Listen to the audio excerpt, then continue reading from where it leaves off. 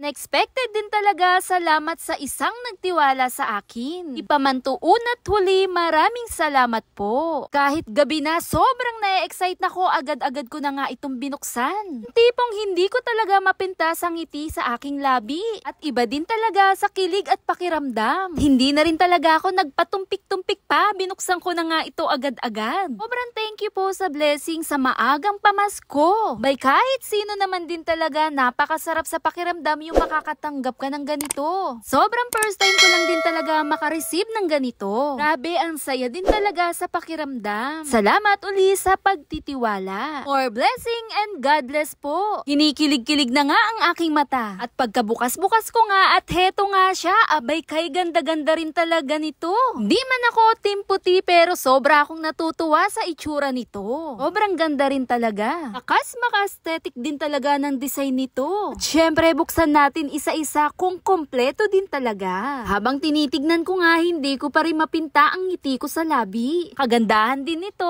meron pa siyang steamer. Cravings natin satisfied din talaga. Lalo na napakahilig din natin magluto pagdating talaga sa pagkain. In fairness, ang ganda niya at ang kapal din talaga ng itsura nito. Habang binubuksan ko, may libre pang sponge. At isa-isahin pa nga natin buksan ito. Nang napansin ko, sobrang bigat ng itsura nito. Mapapawaw ka din talaga. Gaya na nga lang din sa naging reaksyon ko. Mas din talaga makasosyal kahit hindi tayo sosyal. Sobrang nagugustuhan ko talaga ang itsura nito. Na-expected din talaga ang pagkakataon na to. Lalong-lalo na sa nagtiwala sa akin. Salamat po uli sa pagtitiwala sa product na tong appliances din kilig ang mata ko. Sobrang nagugustuhan ko talaga ito. Ito nga sa pag-check ko, kompletong set na rin siya. May kasama pang sandok. Mangkukumpleto kung kulang din talaga ng sandok sa pagluluto. Abay gaganahan na lalo ako magluto nito. Lalong-lalo na napakahilig din nating magluto ng kung ano-ano.